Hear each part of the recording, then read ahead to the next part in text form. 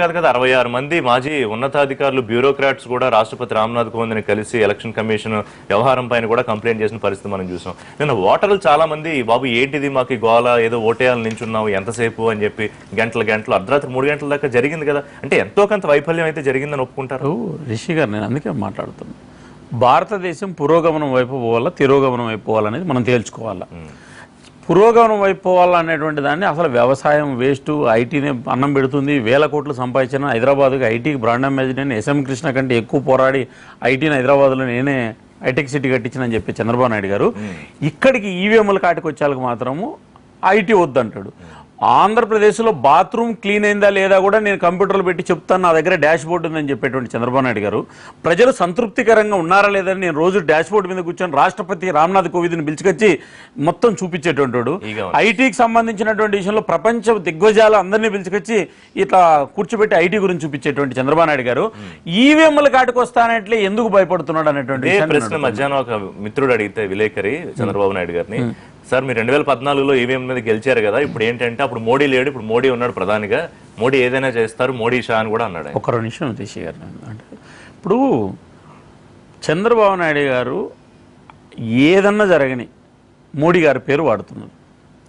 చంద్రబాబు నాయుడు గారు 2014 ఎన్నికలకు సంబంధించిన విషయంలో ఎవరన్నా అడిగితే సమాధానం చెప్పరు, దాటివేస్తారు. 2014 ఎన్నికల్లో ఇదే ఈవీఎంలే వాడారు కదా అంటే సమాధానం లేదు. మీరు గెలిచింది మోడీ లేడు, ఇప్పుడు మోడీ ప్రధానమంత్రిగా ఉన్నాడు.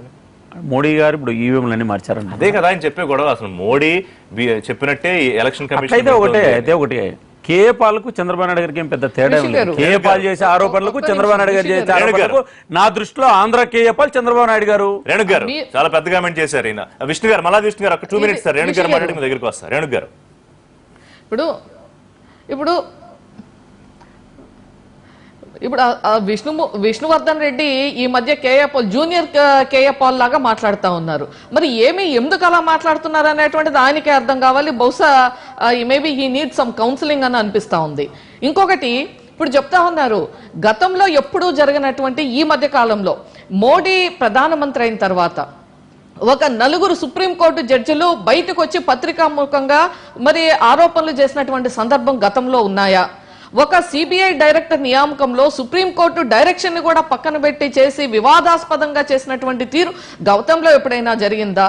ఒక ఆర్బీఐ గవర్నర్ కి తెలియకుండా డిమానిటైజేషన్ చేసినటువంటి తీరు గతంలో ఎప్పుడైనా జరిగిందా?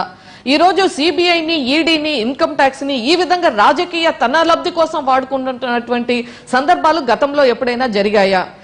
ఈ రోజు 64 మంది అధికారులు ఎలక్షన్ కమిషన్ మీద మీరు కంప్లైంట్ ఇవ్వటం అనేటువంటిది చరిత్రలో ఎప్పుడైనా జరిగిందా? ఇన్ని వ్యవస్థల్ని, ఇంత స్వయం ప్రతిపత్తి కలిగినటువంటి వ్యవస్థలని ఇంత దుర్వినియోగం చేసి తన రాజకీయం కోసం వాడుకున్నటువంటి సందర్భాలు గతంలో ఎప్పుడైనా ఉన్నాయా? దీనికి మన జూనియర్ పాల్ గారు చెప్పవలసినటువంటి అవసరం ఉంది. ఇటువంటి పరిస్థితుల్లో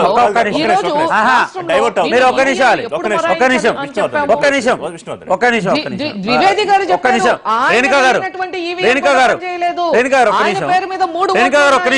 ఎలా జరిగింది.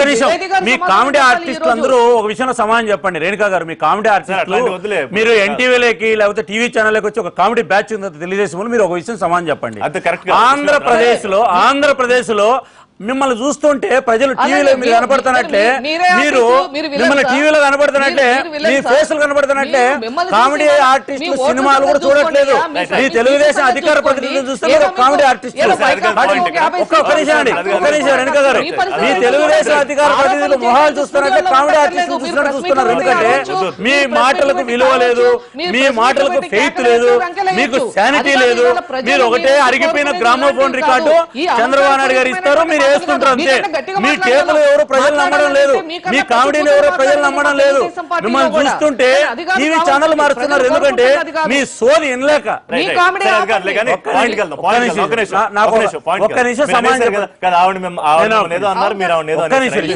సబ్జెక్ట్ వస్తాను. ఎందుకు రేణుకా గారు మిమ్మల్ని ఎవరు నమ్మట్లేదు అయిపోయింది. ఒక్క నిమిషం ఆగండి, నేను ఒక పాయింట్ మాట్లాడతా. అధికారులు రేణుకా గారు ఒక్క నిమిషం, రేణుకా గారు ఒక్క నిమిషం, రేణుకా గారు ఒక్క నిమిషం. చదువుకున్నాడు రేణుకా గారు, ఒక్క నిమిషం. చదువుకున్నాడు యువకుడు ఒక్క నిమిషం రేణుకా గారు, మీ కామెడీ ఆర్టిస్ట్ మాటలు ఎవరు నమ్ముతారో వినండి, ఆగండి.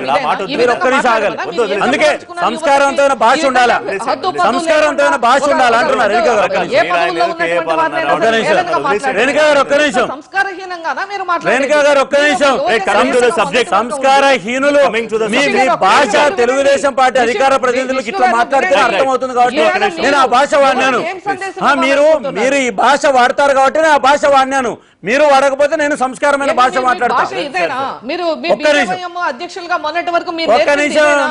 నిమిషం ఎందుకు మాట్లాడతారు తల్లి, ఎందుకు అరుస్తారు? హరీష్ 5 ఏళ్ళు అరిచారు, ఎవరు వినట్లేదు ప్రజలు.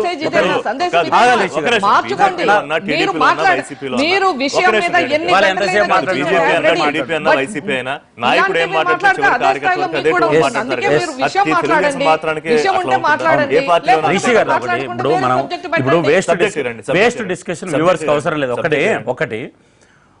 ఒకటి ఇల్లు అధికారులను మేమేదో మార్చేసాము, ఎన్నికల కమిషన్కు మేము వాళ్ళు లెటర్లు ఇస్తానట్లే మార్చేశారని అడుగుతున్నారు. ఎన్నికలకు ఒక నెల రోజుల ముందు ఆంధ్రప్రదేశ్లో మీరు బదిలీ చేసినటువంటి ఐపీఎస్లకు సంబంధించిన విషయంలో ఒక ఎగ్జాంపుల్ రేణుకా గారిని సమానం చెప్పండి. కడప ఎస్పీ ఎవరైతే మహంతి ఉన్నాడో, మీరు కడప ఎస్పీగా పోస్టింగ్ ఇచ్చినటువంటి 3 నెలలకే అతన్ని తీసి తిరుపతికి ఎందుకు ట్రాన్స్ఫర్ చేశారు? ఇప్పుడు మీరు తీసుకొచ్చినటువంటి ఒక ఎస్పీని ఎందుకు తీసుకొచ్చారు అక్కడికి? అంటే మీరు అధికారులను ట్రాన్స్ఫర్ చేస్తే తప్పు లేదు, ఎన్నికల కమిషన్ స్వతంత్రంగా నిర్ణయాలు తీసుకుని ఫిర్యాదులు చేస్తే, మీ అధికారుల మీద ఆరోపణలు వస్తే వాళ్ళ మీద చర్యలు తీసుకుంటే మీరు ఆంధ్రప్రదేశ్లో మీరు ఒప్పుకోలేరు, నడుచుకోలేరు. రెండోది, ఒక ఐఏఎస్ అధికారిని మీరు కోర్టులు అంటారు. మీరు ఐఏఎస్ అధికారులను బెదిరించి హైకోర్టుకు తప్పుడు అఫిడవిట్లు